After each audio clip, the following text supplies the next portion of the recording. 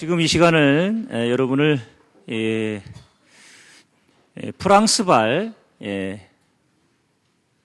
비행기에 몸을 싣고 루브르 박물관으로 가겠습니다. 와, 괜찮습니까? 공짜입니다. 이 작품은 바로 감동하시네요. 테오도르트 제리코의 작품입니다. 제가 루브르 박물관을 가서 본 게 아니고 이번 구정 때 곰브리지의 서양 미술사라는 책을 읽으면서 제가 그 미술책을 이렇게 재밌게 읽을 거라고는 꿈에도 생각을 못했습니다. 앱솜의 경마 1821년 작품인데요. 좀 흐릿하죠. 그림 자체가 저렇게 흐릿하게 그려진 건데요. 말에 내 발을 한번 보십시오. 내 발이 아니고 내 발. 앞뒤로 쫙 아주 힘있게 뻗었죠? 다음 사진 보겠습니다. 테오도르트 제리코가 저 앱솜의 경마란 그림을 그린 지 50년쯤 지나서 과학기술의 발달로 인해서 카메라가 상당한 수준에 올라와서 스냅 사진을 찍을 수 있게 되면서 문제가 생기기 시작했습니다. 저 말은 경마를 하고 있는 말을 직접 스냅 사진으로 찍은 건데요. 아까 조금 전에 봤던 그림과 다른 게 하나 있습니다. 뭘까요? 그죠? 발의 위치입니다.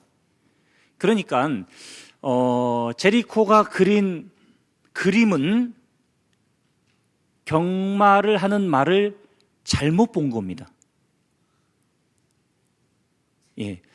저대로 달리면 말은 배로 미끄럼을 타게 되는 그 다음 장면은 두 다리를 앞뒤로 쫙 뻗었다면 말입니다. 그죠? 그런 겁니다. 그런데 그럴 수 있죠. 그런데요. 정말 충격적인 것은 혹시 인생을 살면서 무슨 사건이 생겼을 때 그 사건을 가장 정확하게 보는 직업군이 있습니다. 사건을 가장 정확하게 보는 직업군. 수사관들과 기자들입니다. 아주 정확하게 보려고 하죠. 또 사물이 있습니다. 사물, 풍경, 사람을 가장 정확하게 보는 눈은 누굴까요? 화가들입니다. 자, 제리코 하면 루브르 박물관에 그의 그림을 소장할 만큼 유명한 화가인데요. 그리고 그 시대의 많은 화가들이 경마를 하는 말을 그릴 때 저렇게 그렸습니다. 그렇다면 화가가 아닌 우리의 눈으로 사물, 환경, 사람, 시대를 보는 관점이 제대로 보고 있다고 누가 자신 있게 말할 수 있겠습니까? 자기 자신에 대한 이해도 마찬가지예요. 자, 오늘 본문을 보면요. 무엇이라고 우리에게 누가복음에서는 말씀하고 있냐면 누구든지 등불을 켜서 속에나 말 아래 두지 아니한다. 그렇죠. 등불은 등경 위에 두죠. 방을 밝혀야 되니까, 그 공간을 밝혀야 되니까. 이는 들어가는 자로 그 빛을 보게 하려 함이라. 34절이요. 내 몸에 등불은 눈이다. 내 눈이 성하면 온 몸이 밝을 것이요. 만일 나쁘면 내 몸도 어두리라. 그런데 그러므로 내 속에 있는 빛이 어둡지 아니한가 보라. 결국 속에서, 마음에서 그 사람의 마음의 상태에 따라서 볼 수 있다. 그런 얘기입니다. 그리고 이 눈은 관점은 36절 내 온몸이 밝아 조금도 어두운 데가 없으면 등불의 빛이 너를 비출 때와 같이 온전히 밝으리라 하시니라. 온전히 밝아진다. 이 잘못된 눈은 몸을 힘들게 합니다. 눈이 어두워지면 부딪히게 되죠. 상하게 되죠. 부러지게 되죠. 못 봤다 그러잖아요. 근데 비단 외상만 생기는 것이 아니라 오늘 본문을 자세히 들여다보면 내상까지 생깁니다. 제대로 보지 못하면 어두움이 그 마음속에 있으면 그 눈은 잘못 보고 이것이 육체적인 건강과도 직접적인 연관관계가 있음을 보여줍니다. 다시요. 테오도르트 제리코도 말에 달리는 모습을 누구보다도 잘 볼 수 있는 가장 통찰력 있는 직업군의 그것도 세계적인 화가도 경마를 하는 말의 다리 모습을 그렇게 봤다면 우리도 얼마든지 그런 오류를 범할 수 있는 사람들이다. 그런 가능성이 있다. 35절 다시요. 그러므로 내 속에 있는 빛이 어둡지 아니한가 보라. 우리의 마음속에 있는 빛이 어둡다는 것, 네 종류로 잘못된 네 가지 마음의 눈을 성서를 통해서 살펴보겠는데요. 첫 번째가 교만한 눈이고요. 성서적 배경은 시편 100편 5절 말씀입니다. 자기의 이웃을 은근히 헐뜯는 자를 내가 멸할 것이요 눈이 높고 마음이 교만한 자를 내가 용납하지 아니하리로다. 이것은 엄중한 하나님의 말씀입니다. 교만한 눈입니다. 두 번째로 잠언 28장 22절을 배경으로 하는 악한 눈입니다. 자, 악한 눈이 있는 자는 재물을 얻기에만 급하고 빈궁이 자기에게로 임할 줄은 알지 못한다. 사람이 악하다는 것은 성경은 사람 중심이 아닌 물질 중심, 관계 중심이 아닌 일 중심, 이게 악한 거예요. 하나님의 목적 중심이 아닌 성과 중심, 이게 악한 거예요. 악한 눈이 있다. 우리는 일 중심이면서 본인이 악한 걸 몰라요. 물질 중심이면서 본인이 악하다는 걸 몰라요. 성서는 분명히 악하다고 이야기하고 있습니다. 세 번째로 만족함이 없는 눈, 이것이 잘못된 네 가지 마음의 눈 중에 세 번째인데요.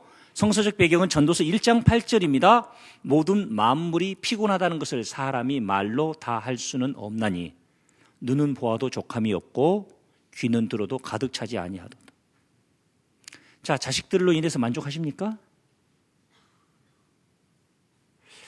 지금 자기의 연봉에 만족하십니까? 외모에 만족하십니까? 의복에 만족하십니까? 이것이 잘못된 눈입니다. 만족함이 없는 눈이다. 네 번째로 보지 못하는 눈. 아니, 어떻게 눈이 보지 못할까? 에레미야서 5장 21절을 성서적 배경으로 하고 있는데요. 어리석고 지각이 없으며 눈이 있어도 보지 못하며 귀가 있어도 듣지 못하는 백성이요. 와우. 눈이 있어도 보지 못한다. 성서는 우리에게 이것을 얘기하고 있습니다. 오죽했으면요, 20세기의 최고의 책으로 리더스 다이제스트사에서 뽑은 20세기의 최고의 책이 있는데 그 책은 헬렌 켈러의 3일만 볼 수 있다면 3 days to see라는 책입니다. 3일만 볼 수 있다면. 예. 헬렌 켈러는요, 이렇게 얘기합니다. 자기가 대학 총장이라면 모든 대학에서 배워야 할 전공 필수 과목, 보는 법, 헌법, 경제학 이런 것이 아니라 보는 법을 전공 필수 과목에 넣겠다. 눈은 있어도 보지 못한다. 우리는 제대로 보고 있다고 생각하십니까? 왜 제가 테오도르 제리코의 앱솜의 경마를 초기 화면으로 띄워드렸을까요? 나는 내 인생을 제대로 보고 있으며 내 자녀들을 제대로 보고 있으며 내 사업을 제대로 보고 있으며 제대로 보고 있다고, 바르게 보고 있다고, 정확히 보고 있다고 말할 수 있습니까? 사람의 눈이 잘못됩니다. 여러 가지 이유로 잘못되는데 오늘은 성서를 통해서 두 가지 이유만 살펴볼 텐데요. 첫 번째가 근심입니다. 성서적 근거는 시편 6편 7절인데요. 내 눈이 근심으로 말미암아 쇠하며 내 모든 대적으로 말미암아 어두워졌나이다. 그러면 우리 시편 6편 7절에다가 이런 질문을 한번 해볼 필요가 있겠어요. 근심이 없는 인생이 있을 수 있습니까? 라는 질문입니다. 근심이 없는 인생이 있을 수 있나요? 그런데 근심으로 인하여 눈이 쇠하여졌다. 이거 경험한 적 있으시죠? 저도 경험했거든요. 이게 좀 스트레스를 받거나 저녁에 잠자면서 좀 고민이 있다거나 염려가 있다거나 그렇게 자고요. 그 다음날 새벽 기도를 인도할 때 성경을 보면 이게 흐릿해요. 시력이 밤새 나빠진 거예요. 그래서 이 점이, 그러니까 뭐 짐인지 점인지 이 점 하나가 흐릿할 때가 있어요. 분명해요. 그런데 근심 없는 삶을 살 수가 있냐고요. 나는 근심이 하나도 없다. 그러신 분 한번 손 들어보시고 손 드신 분들은 나가셔도 됩니다. 필요 없는 분, 굳이 예배 드릴 필요 없어요. 그냥 바로 주님 재림하시면 휴가가 가능한 분이에요. 그리고 나가기 싫으면 다음 주부터 여기 올라오셔서 설교하시면 됩니다. 나는 근심이 없다. 성서는 근심이 없다고 말하지 않아요. 근심이라고 쓰여진 단어를 근심으로 읽고 염려란 단어를 염려로 읽는 것은 신앙이 아니고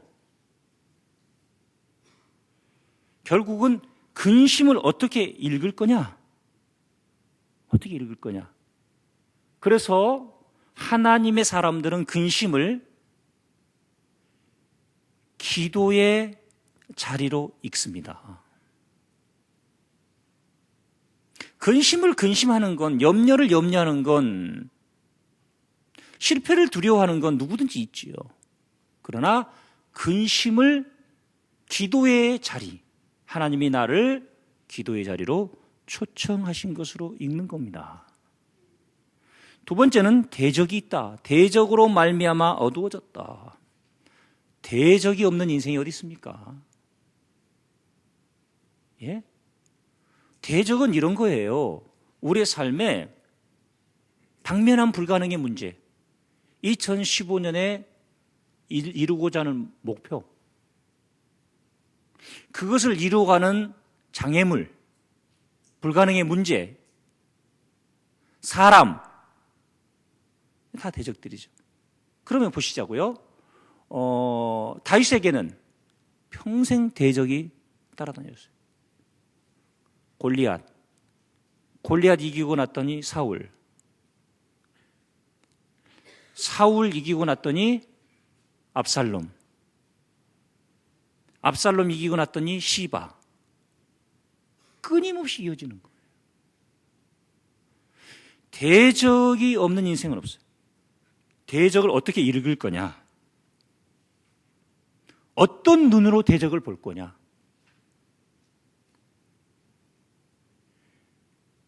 여호수아에게 여리고성이 있었어요. 정탐꾼들이 돌아왔을 때 보고는 그들이 봤던 건 똑같아요. 자, 민수기 13장 28절로 가보시면요.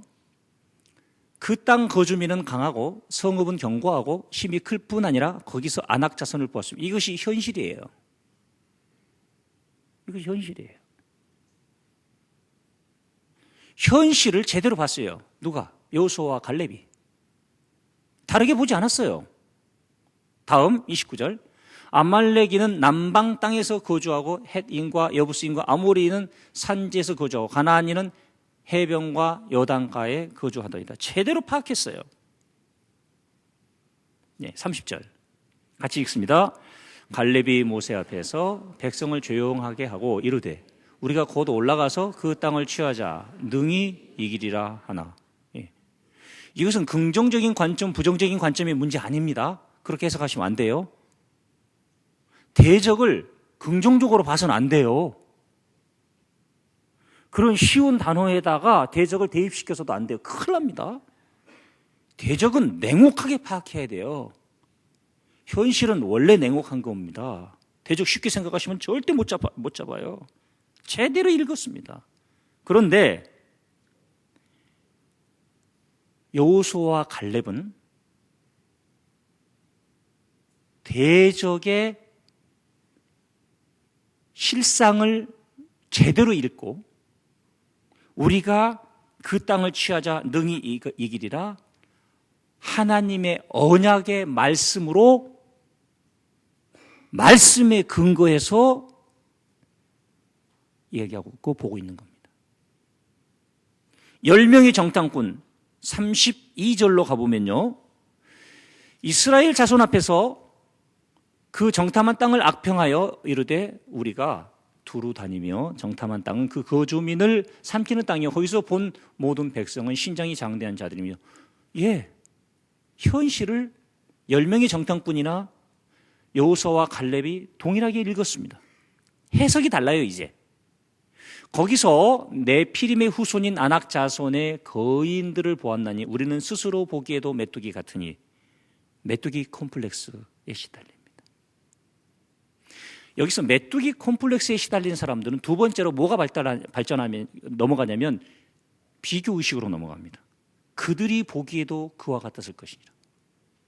그러면 이렇게 질문을 해보자고요. 거기 아낙 후손들이요, 여리고성에 있는 사람들이요, 이스라엘 백성들을 정말 메뚜기같이 보았을까요? 피해의식이 있는 사람들이 나를 무시한다고 생각하는 사람들, 이게 메뚜기 콤플렉스입니다. 사실은요, 여리고 성에 있는 아낙 자손들, 그들의 관점에서 이스라엘 백성들을 한번 보자고요. 처음에 그들이 이집트에서 출애굽 했다는 사실은 다 들어서 알고 있어요. 역사적으로. 어떻게 생각했을까요? 저 근본도 없는 것들, 군사훈련 한 번도 못 받은 것들, 그렇죠? 고센 땅에서 말입니다. 이집트가 이스라엘 백성들의 군사훈련, 체력훈련까지도 허락하지 않았습니다. 그들을 통제하는 인력까지도 이집트 사람들이었어요. 그들을 훈련시켜서 무슨 쿠데타가 일어날지 모르는데 400년간. 자, 그러니까 근본도 없는 사람들, 군사훈련도 안 된 사람들, 지도자라고 하는 별별 일 없는 양 똥 치던 모세, 아이고 저것들이 뭘 한다고 나왔대. 아마도 여리고에서는 그 얘기가 들려왔을 때 소 닭 보듯 했을 겁니다. 그런데 얘네들이, 그 많은 인원들이 4개월을 넘겨, 4년을 넘겨, 40년을 넘겨 자기들 앞에 와 있습니다. 그리고 들리는 소문에 의하면 그들이 섬기는 신은 여호와 신이래. 그리고 걔네들이 움직일 때는 구름기둥과 불기둥이 따라다닌대. 이게 여리고에 전달될 때는 보태질까요? 보태질까요? 이거 보태지는 겁니다. 여리고에서는 지금요, 이스라엘 사람들을 향해서 벌벌 떨고 있습니다.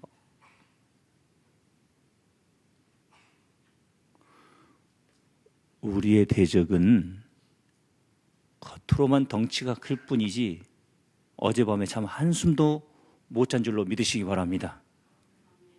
좀 위로가 되시죠? 네. 메뚜기 컴플렉스에 시달려요. 얼마나 많은 크리스천들이 예수님을 믿고 있지만 여기에 노출되어 있는지 모르겠어요. 근심과 대적을 어떻게 읽고 어떻게 해석할 거냐. 이제 마음의 눈이 어두워지면 크게 한 세 가지 일이 발생하는데 자신을 왜소하게 느낀다. 두 번째, 없는 것만 보인다. 없는 것이 보여요. 없는 것을 보느라 있는 걸 못 봐요. 세 번째로 못 본 것임을 인식하지 못해요. 열왕기하 6장 14절로 가볼게요. 자, 네, 아람 군대가 쳐들어왔습니다. 엘리사 시대입니다. 저기서 14절 왕은 아람 왕입니다. 말과 병거, 많은 군사를 보내 그들이 밤에 가서 그 성읍을 에워쌌습니다. 큰일 났죠? 15절 같이 읽습니다.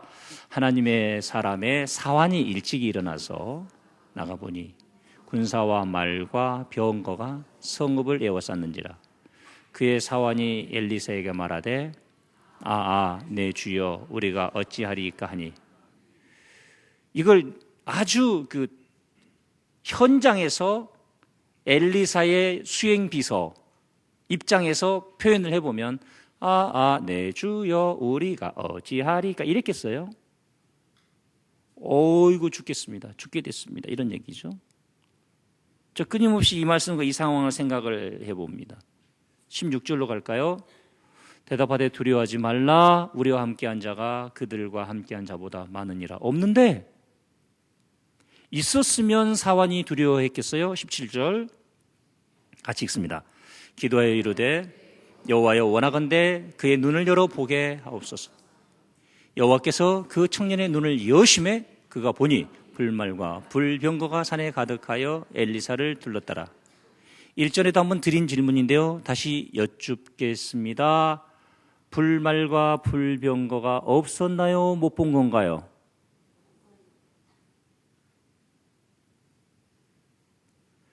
그런데 맨날 없다고 하십니까?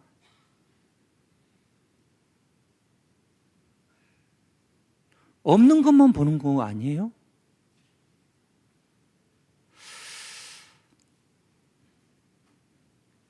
오늘 우리는 여기서 마음의 눈을 올바르게 사용하기 위한 6가지 가르침을 성서를 통해서 찾아볼 텐데요. 첫째, 마음의 눈을 밝혀달라고 기도해야 합니다. 엘리사가 어떻게 했습니까? 기도하여 이르되 여호와여 원하건대 그의 눈을 열어 보게 하옵소서. 우리는 없는 것을 달라고 기도합니다. 어리석은 사람은 없는 것을 달라고 기도합니다. 지혜로운 사람은 눈을 열어달라고 기도합니다. 그렇죠? 시편 119편 18절 내 눈을 열어 주의 율법에서 놀라운 것을 보게 하소서. 시편 13편 3절 같이 읽겠습니다. 여호와 내 하나님이여 나를 생각하사 응답하시고 나의 눈을 밝히소서. 두렵건대 내가 사망의 잠을 잘까 하오며. 네. 없는 거 달라고 기도하시는데 하나님은 이미 다 만들어 놓으셨어요. 제가 교회를 개척해서 목회를 하는데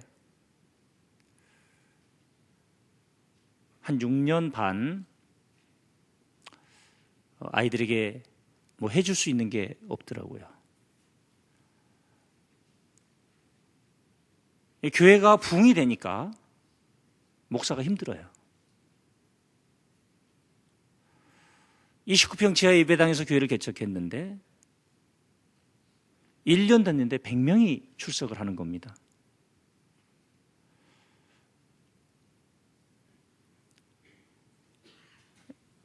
하여튼 제가 죽는 꼴을 보려고 하시죠. 이게 얼마나 어려운 일인지도 모르고 놀라지도 않으시고 뭐 그랬는데 100명이 모였는데요. 아이들이 한 10명 정도가 등록하면 공과공부실, 지하 예배당 하나, 원룸 하나 이랬는데 공과공부실을 하나 줘야 되는 거예요. 2층은 식당 겸 뭐 이렇게 공과공부실 하나 줘야 되는 거예요. 근데 그 시대에 그 공과공부실 하나 주려면 원 베드룸 하나를 빌린다거나 할 때 4천만 원이 드는 거예요. 4천만 원. 일주일에 한 번 쓰는 거예요. 그런데 성도님들에게 그 시대에 뭔가를 기대한다는 것은 있을 수 없었어요. 교회에 나오시는 것만으로도 감사한데. 그리고 성도님들이요, 이 하나님의 뜻은 잘 몰라도 목사가 그 사람에게 뭔가를 좀 기대하고 바란다는 것은 귀신같이 알아요. 참 신기하지? 하나님의 뜻은 잘 몰라도 신자들이 한 100명 정도 될 때는 너무 샅샅이 서로가 잘하니까 목사가 그 사람에게 뭔가를 특별히 바란다는 것을 알면 부담스럽고요. 할 수 없으면 떠나가요. 그러니까 끊임없이 하나님만 보자. 우리 부부가 헌신할 것만 생각하자. 그런데요, 어느 날 신방을 갔는데 애가 태어나지도 않은 집에 아이 집에서 전지를 책을 쫙 이렇게 사놨는데 우리 집은 책이 딱 한 권 있는 거예요.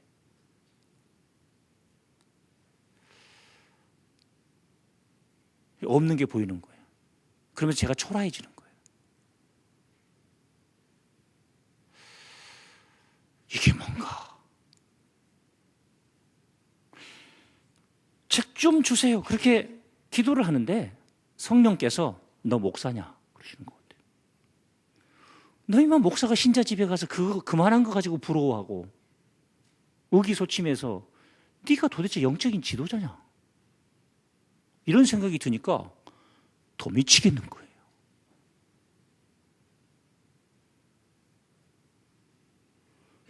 책이 없었느냐? 아니요, 못 본 거예요. 성경책이 있더라고요. 그래서 그 다음 날부터 성경 동화를 들려준 거예요. 이것은 유명한 사람이 한 얘기가 아니라 아무도 알아주지 않는 안성우 목사의 어록에 남을 일인데, 동화책에는 교훈이 있고 성경에는 교훈도 있고 생명력도 있더라고요. 동화책이 없는 것이 아니라 성경이 있더라고요. 사교육비가 없어서 부족해서 난 우리 아이들 교육 제대로 못 시킨다? 사업하는데 자금 경색, 자금이 회전 자금이나 이런 게 없어서 그렇다? 나는 건강이 없다? 없어요? 못 본 거죠. 없는 걸 달라고 기도하지 않았어요. 사도 바울도요, 에베소에 보낸 편지에 보면요, 너희 마음의 눈을 열어 부르심의 소망과 그 기업의 영광의 풍성함과 능력의 지극히 크심을 알게 하기를 원하노라. 할렐루야. 끊임없이 다윗도, 엘리사도, 사도 바울도, 갈렙도, 여호수아도 없는 걸 달라고 했던 것이 아니라 눈을 열어달라고 기도한 거예요.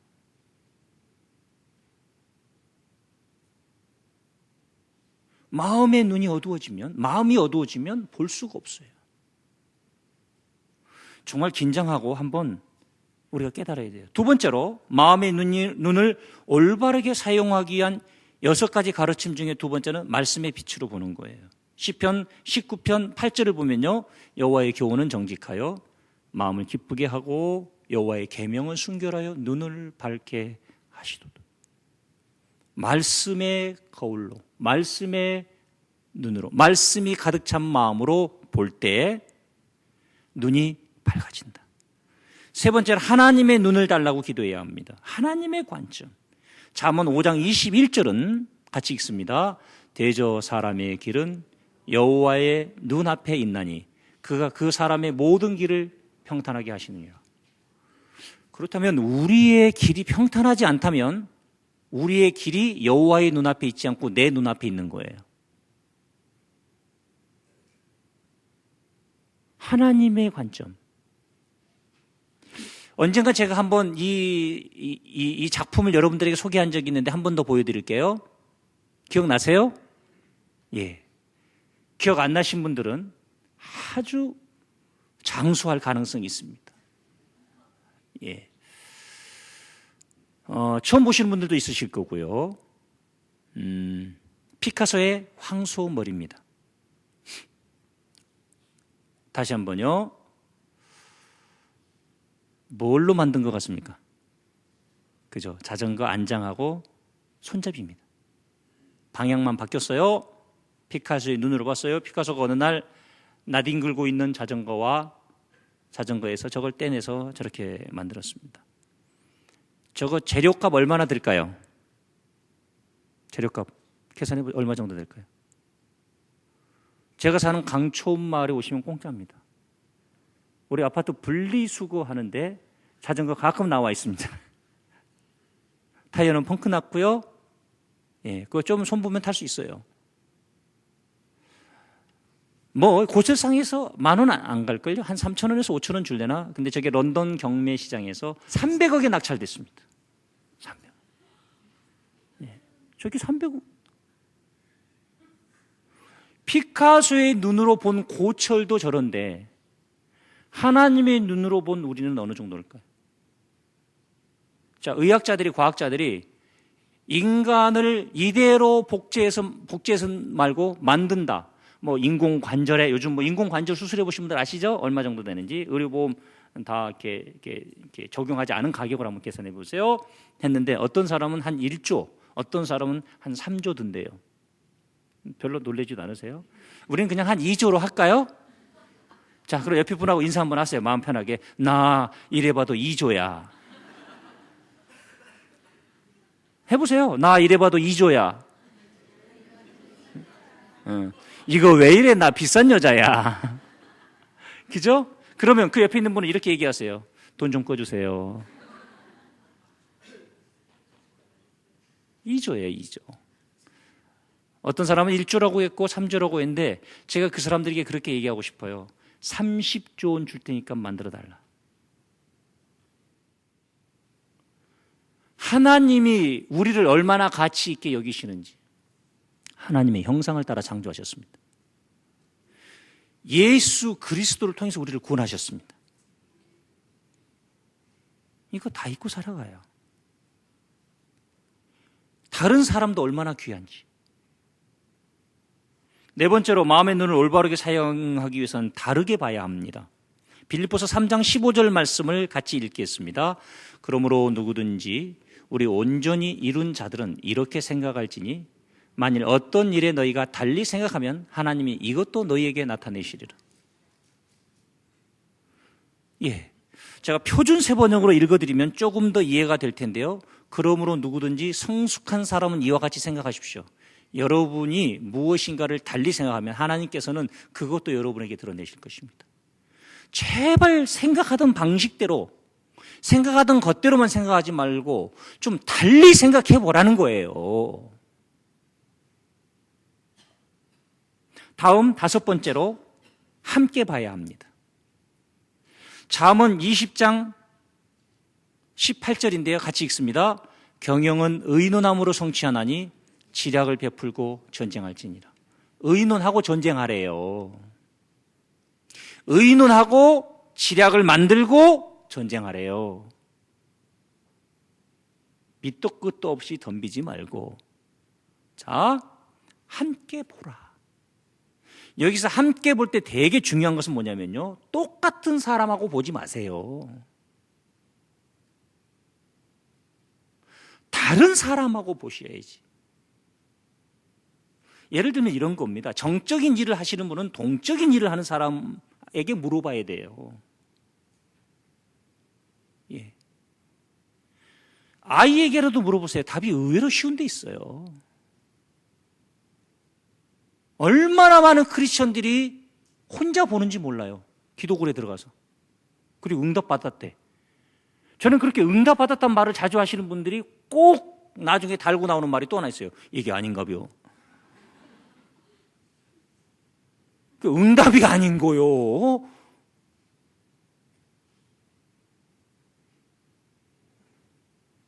함께 보세요. 할렐루야.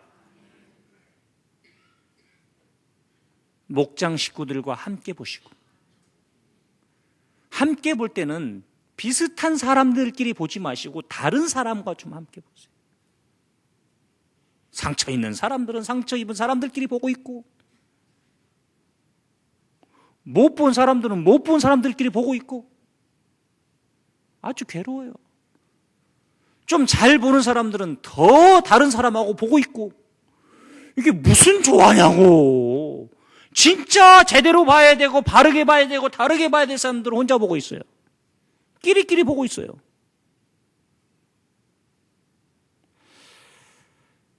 마지막 6번째, 새롭게 보세요. 그러면 새롭게 보려면 어떻게 해야 될까요? 영적인 안목이라고 칩시다. 범위를 좁힐게요. 새롭게 보려면 어떻게 해야 될까요?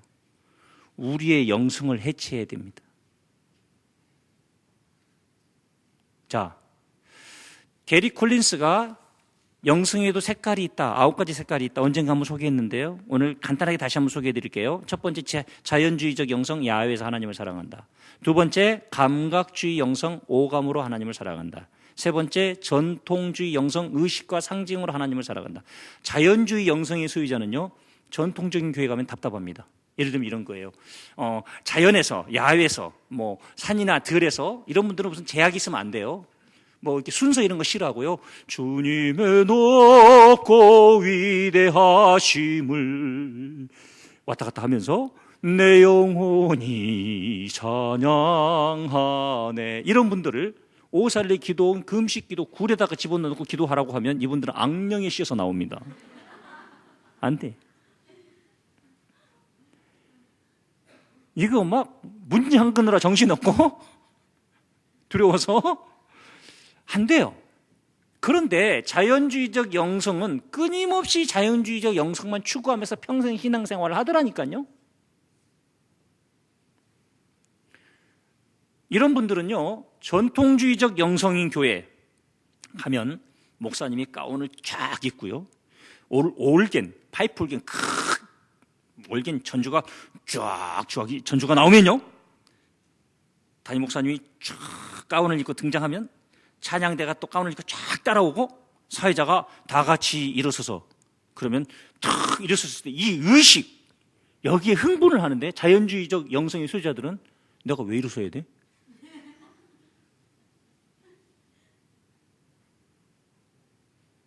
예수님도 저렇게 입장하실까? 이렇게 되는 거예요.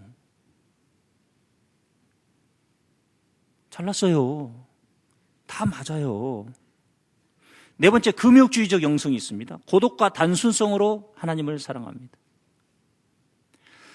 다섯 번째, 행동주의 영성이 있습니다. 참여와 대결로 하나님을 사랑합니다. 이분들은 아주 현장형이에요. 예. 여섯 번째, 박애주의 영성, 이웃 사랑으로 하나님을 사랑합니다. 이분들은요, 막 연탄 날리는 일 할 때는 막 나와요. 그런데 금식 기도할 땐 절대 안 나옵니다. 일곱 번째, 열정주의 영성, 신비와 축제로 하나님을 사랑합니다. 막 금요 하경에 나와서 막 벌쩍벌쩍 뛰면서 박수치며 찬송하는 거 참 좋아해요. 여덟 번째, 묵상주의 영성, 사모함으로 하나님을 사랑하고, 아홉 번째, 지성주의 영성, 생각으로 하나님을 사모합니다. 그런데요, 아주 쉬운 예를 들게요. 우리 교회도요, 기도파가 있고 말씀파가 있어요. 묘해요. 가만히 보세요. 지성주의적 영성의 소유자들은 성경 공부하는데 주일 성수학당, 주중 성수학당이 배우는데 되게 좋아하고요. 또 여기 열정주의적 영성은요, 아주 기도하는데, 중보기도팀에. 여쭙게요. 나는 두 가지를 다 하고 있다. 그래서 교회가 제도를 하나 만들려고 합니다. 주일 성수학당 3년 하신 분들은 의무적으로 샬롬하우스 지하 기도굴에다가 들어가셔서 1시간 반씩 기도시키는 거야. 할렐루야. 또 이 중보기도팀은 3년 되면 3년간 의무적으로 성수학당에서 졸더라도 앉아 있어야 돼요. 이래야 변합니다. 새롭게 봐야 돼요. 새롭게. 얼마나 영성도 신비하고 하나님이 우리에게 주신 수많은 선물들이 있는데 늘 자기 것만 고집하고 그 자리에서 그대로 멈추려고 하는지 몰라요. 반대쪽을 생각하시면서 늘 내가 틀릴 수도 있다는 생각하시면서 다시 한번 오늘 이 6가지 중에서 내가 붙잡아야 될 것이 무엇인지 확인하시고 마음의 눈, 끊임없이 테오도르 제리코의 앱손의 경마 생각하시면서 내가 잘못 그릴 수 있다. 이게 뭐 예술 작품이니까 상관없지만 우리 자식들의 삶의 재능이나 은사를 제대로 보지 못하고 그려내면 어떡하겠습니까? 우리가 개입을 하잖아요. 그것도 개입도 적절한 개입, 부드러운 개입을 해야 되는데 강력한 개입을 하고 있잖아요. 어떻게 되겠냔 말입니다. 오늘 온전히 말씀에 근거해서 마음의 혁명, 마음의 눈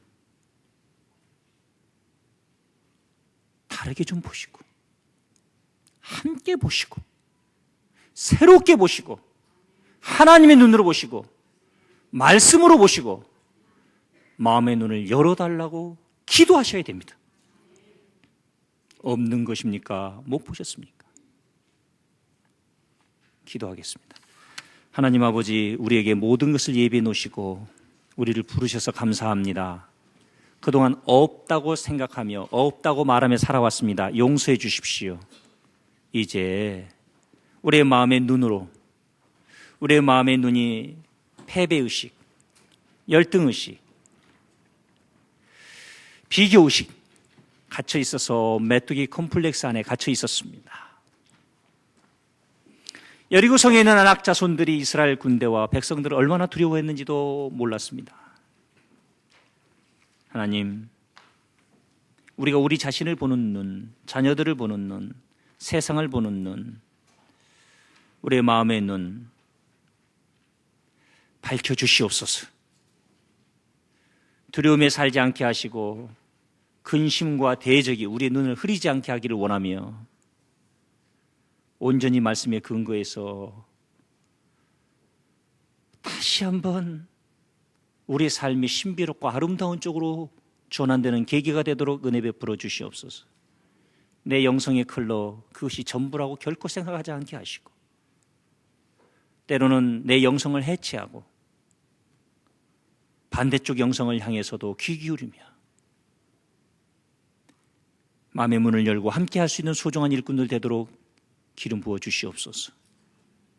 예배 시간에 찬송할 때 옆에 사람이 소리 지르고 눈물을 흘리며 찬송해도 그 사람을 이상하게 여기는 지성주의자 되지 않게 하시고 조용히 혼자 기도가 있는 분들을 보며 조는 것 같다고 말하는 어리석은 자 되지 않기를 원합니다. 우리 로고스교회 성도들이 참으로 다양함을 존중하며 바르게 보며 다르게 보며 함께 보게 하시옵소서. 예수님의 이름으로 기도하옵나이다. 아멘. 이제는 우리 주 예수 그리스도의 은혜와 하나님 아버지의 극진하신 사랑하심과 성령님의 교통, 인도, 보호하심이 말씀으로 하나님의 관점으로 다르게 함께 새롭게 보기 원하여 마음의 눈을 열어달라고 기도하는 모든 머리 숙인 권속들 위해 이제로부터 영원토록 함께 계시기를 축원하옵나이다. 아멘.